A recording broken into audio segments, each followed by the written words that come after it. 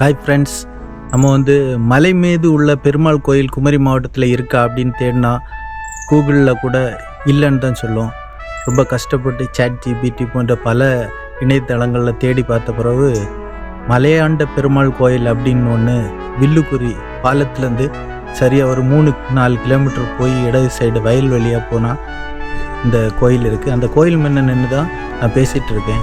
இந்த கோயில் எப்படின்னா ஒரு அதிசயமான கோயில். பொதுவாகவே பெருமாள்னாலே அதிசயம்தான்.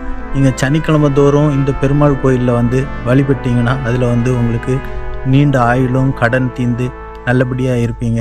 அதுதான் இறைவனுடைய நம்பிக்கை, என்னுடைய நம்பிக்கை எல்லாமே.